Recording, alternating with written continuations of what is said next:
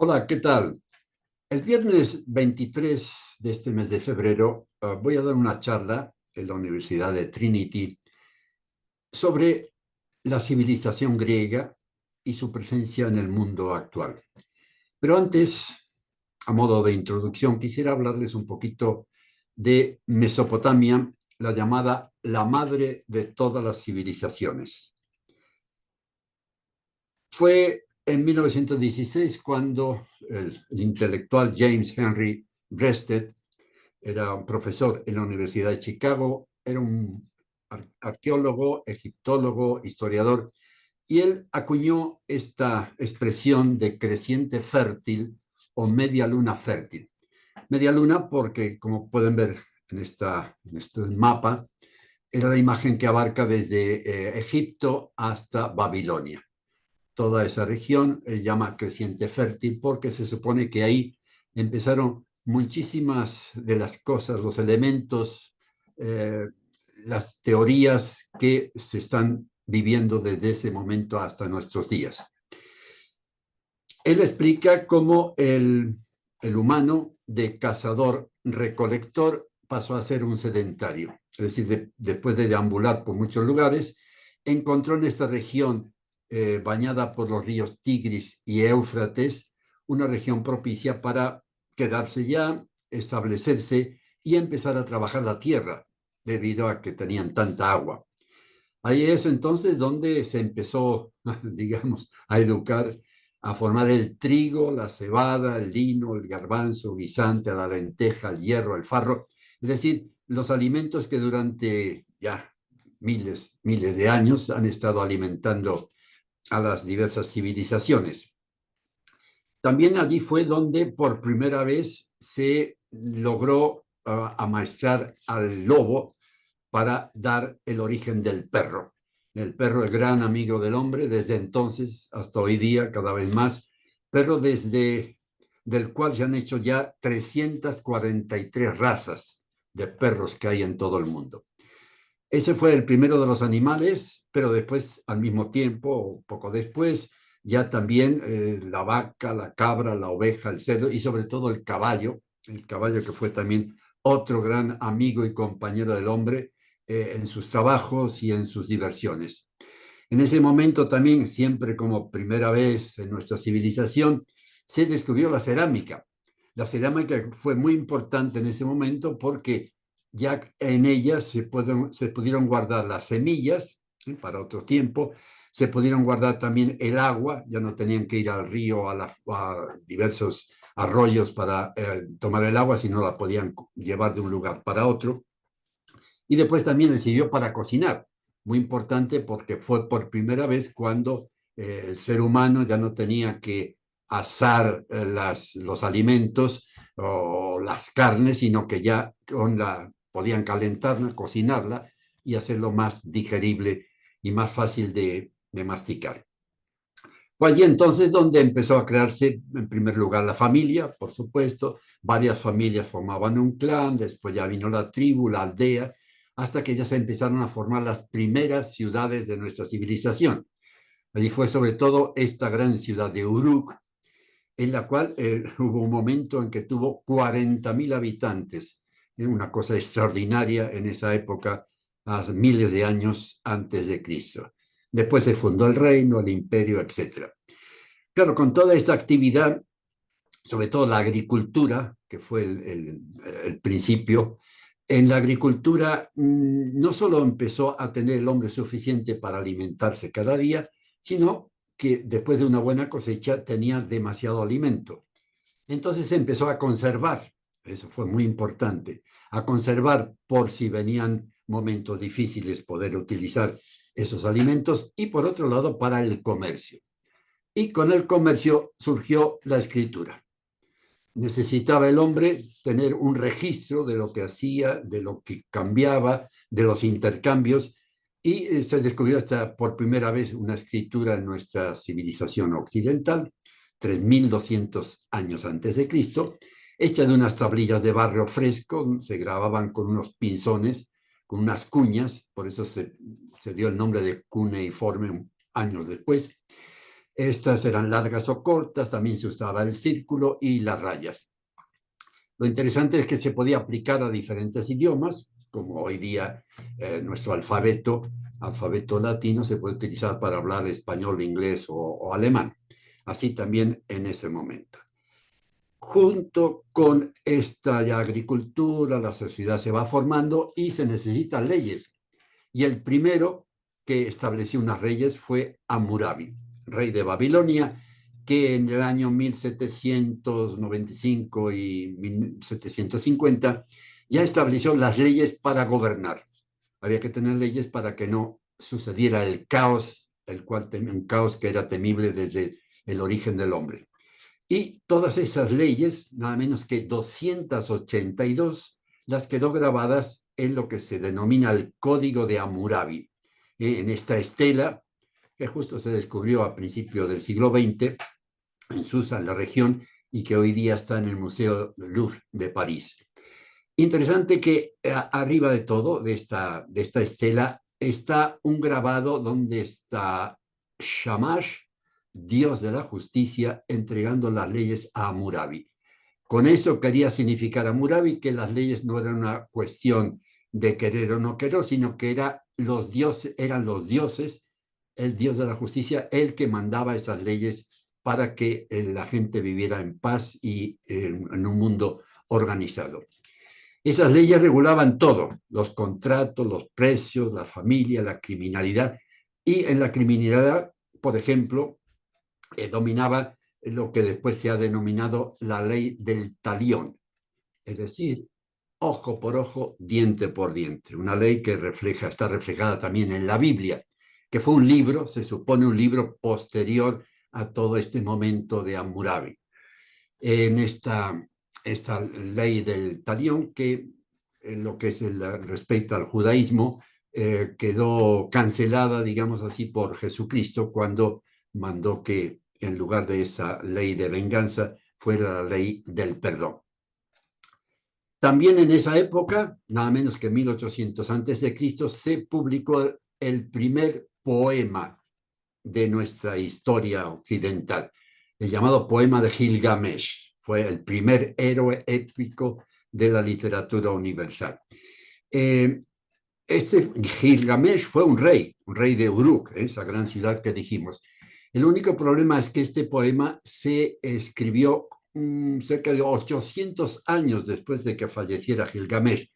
Quiere decir que había, es digamos, como el Cid Campeador en España. Fue un personaje histórico, pero después la leyenda hizo que se publicara el poema y se completara esa realidad con muchas cosas que imaginadas. Lo mismo sucedió con Gilgamesh. En todo caso, en lo que es el poema, cuenta entonces cómo Gilgamesh era un gran rey, tenía mucho éxito y los dioses envidiosos de ese éxito quieren mandarle a Enkidu, un personaje para que le hiciera la oposición e incluso lo venciera. Enkidu llega al reino de Gilgamesh, no lo consigue, y no solo no lo consigue, sino que se hacen amigos.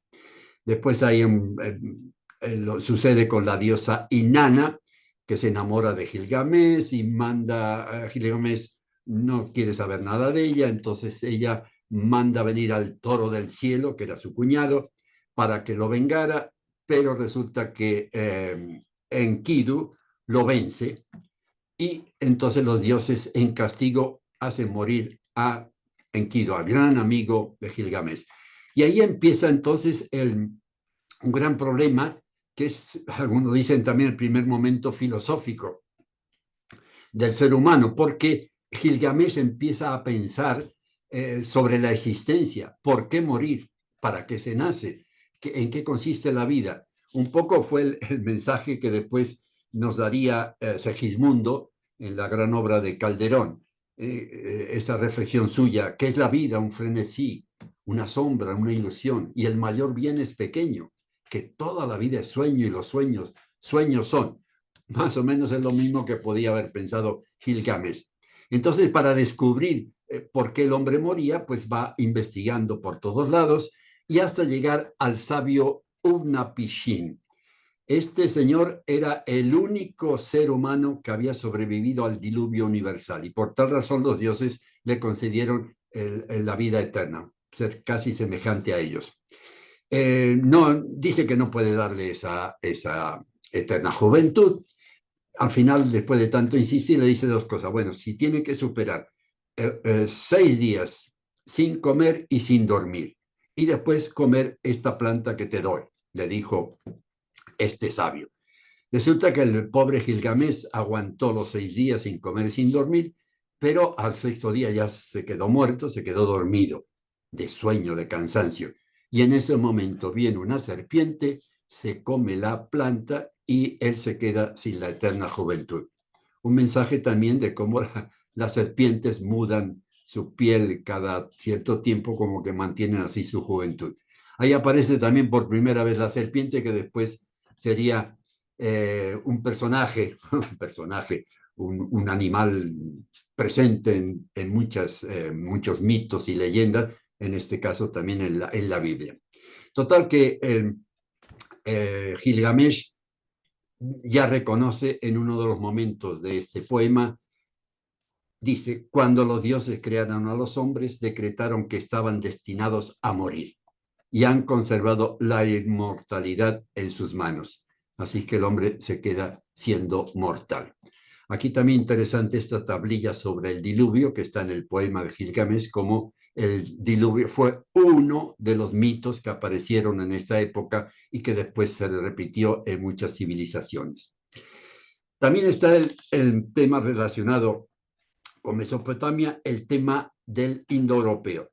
Aquí es otro sabio, otro erudito, William Jones, este era británico, era investigador, sobre todo estaba muy ilusionado con la India, y él empezó a relacionar lo que ya algunos estudiosos habían hecho antes, a relacionar el sánscrito con el griego y el latín. Y dio un ejemplo muy sencillo, el de cómo en sánscrito se dice maga raja, maga grande, raja rey, y la misma palabra, el mismo origen de la palabra está en megas, que griego es grande, magnus, que es latín, o rex, reg, right, reich, todas esas palabras que tienen, digamos, una misma base que salió aquí en esta región. El indoeuropeo es considerado entonces como que formó una familia de lenguas que después se extendieron por todo Occidente. Y ya ven ahí en este mapa como parte de la India y por toda la Europa occidental, parte también de la oriental. En todos los lugares tienen la raíz esta indoeuropea para sus lenguas, menos como ven aquí el vascuence, que nadie sabe todavía, no han podido descubrir de dónde proviene esta lengua. Un ejemplo sí, bien sencillo es este de los números, como en indoeuropeo, sánscrito, helénico, itálico, céltico, germánico, etcétera, tienen casi la misma palabra, es duo, dex, da. Sin embargo, en otras lenguas que no son indoeuropeas es completamente diferente, que toi, ki, ome, bi, etcétera. Quiere decir entonces que sí, realmente hay una raíz para todas estas lenguas. Otra cosa muy importante en esta región mesopotámica fue las religiones. Religiones politeístas, y no solo politeístas, sino también sincretistas. Quiere decir que cada pequeña población o ciudad tenía sus dioses e incluso se intercambiaban dioses, siempre con la idea de explicar todos los acontecimientos de la vida. Quiere decir que si había un rayo, había tormenta, pues era porque el dios estaba enojado. Si había una inundación, por lo mismo. Si uno estaba enfermo, eran los dioses, castigo de los dioses, etcétera. O sea que a cada fenómeno que no se podía explicar se le daba entonces una razón divina de dioses, cosa que después siguió con los griegos. No hay tratado teológico en esta época sobre esas deidades. En todo caso, la adivinación era un método científico. Es decir, que la adivinación, no decir cualquier cosa, sino que estudiaba mucho las razones por qué puede suceder algo o por qué podría suceder algo, casi un método científico. Es un poco después lo que se utilizaron los profetas, como una especie de intérpretes de los deseos divinos, como un poco mediador entre lo que opina Dios y lo que quiere para los hombres. Confiaban en esta región, en estas diferentes poblaciones, confiaban en sus dioses para todos los aspectos de la vida. O sea que estaba el albañil, que tenía, por ejemplo, un dios protector de la albañilería, estaba el agricultor, que para ciertas cosas tenía su protector. Un poco, o sea, hasta hoy día es lo que en algunas religiones siguen con esas protecciones de seres divinos. Importante es que crearon tramas, símbolos y personajes que fueron bases de mitos posteriores. Ya iremos viendo después, cuando veamos el tema de Grecia, cómo ya empezaron aquí esos mitos que se han ido desarrollando a través de diferentes civilizaciones occidentales. También surgió en época tardía lo que se llamó el enoteísmo. Eno por uno y teísmo por Dios, es decir, un Dios único y dominante en algunos estados, en algunas ciudades-estado. Pero fue muy concreto también en Egipto el rey Akenatón, que veneró a Atón, es decir, el dios Sol, como divinidad única y divina, exclusiva, en lo que se dice que si fue un monoteísta o no. En todo caso, hay rasgos, por ejemplo, en esta escultura o grabado en piedra, de Akenatón y Nefertiti adorando al dios Sos, a Atón. En todo caso, también en esta época empezaron con los templos, que después han sido dominantes desde entonces en toda la civilización, en todas las regiones. Un templo siempre en la altura para tener la mayor cercanía, estar lo más cercano de Dios. Un poco lo que fue también después el mito de Babel, la torre de Babel. Y ahí surgió importante un personaje en Ur, que fue una ciudad de Mesopotamia, una de las grandes ciudades de Mesopotamia, un personaje que se supone que era descendiente de Noé, de la 10ª generación de Noé, y este señor parece que se llamaba Abraham, recibe un mensaje de Dios, de un Dios que le habla y quiere hacer un trato con él. Y en síntesis será: tú me tienes a mí como Dios único y yo te voy a ayudar y voy a hacer que tus generaciones duren para siempre. Vete a la tierra que te mostraré y haré de ti una gran nación, dice la Biblia. Ur, en esa época, históricamente sí salían muchos pueblos, era un poco la ganadería transhumante lo que se utilizaba, entonces se iban con sus ganados, y así lo hizo este personaje, Abraham, que salió de Ur con su padre y su sobrino Lot, dice la Biblia, que para esos casos es la única historia que tiene de todo esto, o sea que si se acepta la Biblia, se acepta, si no, no son personajes, digamos, históricos en el sentido que se suele utilizar.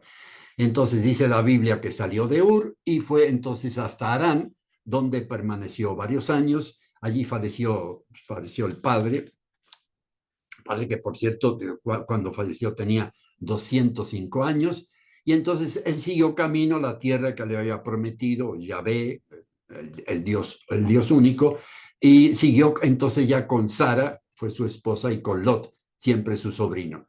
Llegaron a esta tierra, bueno, ya saben toda esa historia, no tengo que repetir. Lo único interesante e importante es, bueno, lo que sabemos que no tenía hijos con Sara, entonces Sara le dijo que podía tener hijos con Agar, que conociera, como se utilizaba en la Biblia, conociera a Agar, la mujer, que le dio por hijo a Ismael. Más tarde Sara tiene a Isaac, y el gran problema es el sacrificio de Isaac. Los judíos, por ejemplo, dicen que el trato de Dios, de Yahvé, completo con su pueblo, ya el trato, digamos, el final del trato, el definitivo, sucedió después de el que no fue sacrificio de Isaac. Sin embargo, para los musulmanes dicen que no no se trató de Isaac, sino que fue Ismael, que había nacido antes que Isaac, y que el trato definitivo de Dios con los hombres fue a través de Ismael. Es la gran polémica que me imagino que eso nunca se va a resolver. En todo caso, salieron de ahí los dos pueblos, el pueblo judío que siguió entonces con Isaac y después el pueblo, supone, musulmán, que para ellos es el origen acá en Ismael.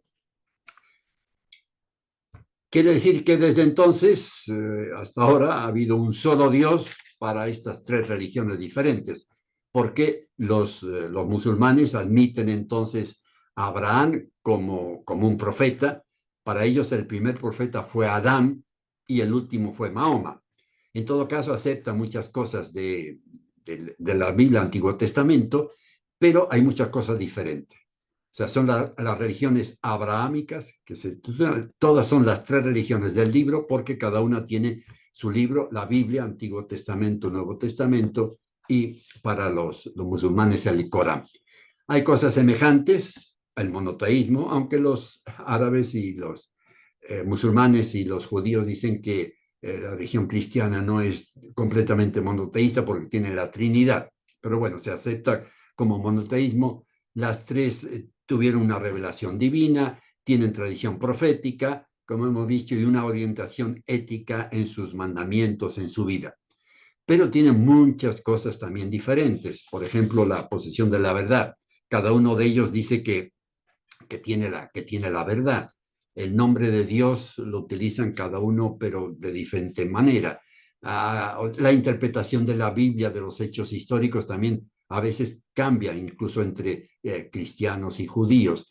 Y también, cosa bastante negativa, es que en las tres religiones hay los ultras, que son los que quieren cumplir al pie de la letra unas normas que ya hoy día han pasado de tiempo. En todo caso, el mundo esperaría que por lo menos estas tres religiones pudieran conservar con sus creyentes o hacer lo posible para la paz en sus pueblos y en ellos mismos.